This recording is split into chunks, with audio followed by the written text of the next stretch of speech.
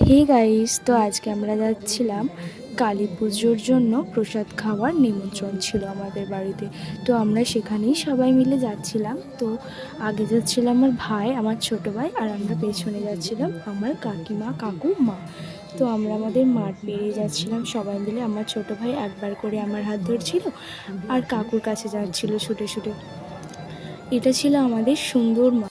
জানো তো, আমরা এই মাঠে রোজ বিকেল হলে সবাই ঘুরতে আসি, প্রচণ্ড হাওয়া দেয়। আর এই বছর আমাদের মাঠে চাষ না হওয়ায় পুরো মাঠ সবুজে সবুজ ঘাসে, তাই জন্য আমরা রোজ বিকেলে ঘুরতে আসি। তো আমার ছোটো ভাই এখন আমার হাত ধরেছে, আবার গিয়ে কাকুর কাছে যাচ্ছে।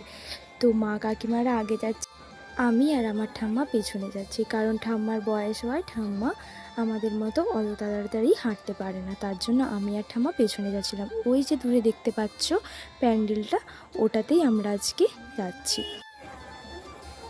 এত সুন্দর হাওয়া দিচ্ছিল যে আমি দাঁড়িয়ে দাঁড়িয়ে হাওয়া খাচ্ছিলাম, আর ঠাম্মা ওখান দিয়ে হেঁটে হেঁটে আসছিল বলে আমি দাঁড়িয়েছিলাম। তো আমরা চলেই এসেছি প্রায়।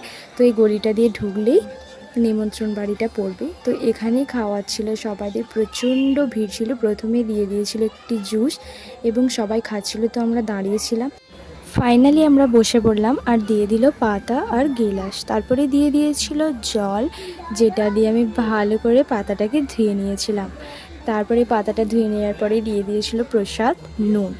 তারপর কিছুক্ষণ পরেই এসে গিয়েছিল অন্নপ্রসাদ। তারপরে দিয়ে দিয়েছিল শুক্তো। শুক্তোটা না খুব দারুণ খেতে হয়েছিল। আমি অন্যান্য জায়গায় শুক্তো খাই না, তো এই শুক্তোটা খেয়ে দেখেছি, দারুণ হয়েছিল খেতে। তো লেবু চেপে শুক্তো দিয়ে আমি ভাতটা খেয়ে নিয়েছিলাম। তারপরেই দিয়ে দিয়েছিল ডাল চচ্চড়ি, আরও অনেক কিছুই দিয়েছিল। তারপর খেয়ে দিয়ে আমরা বাড়ির দিকে চললাম।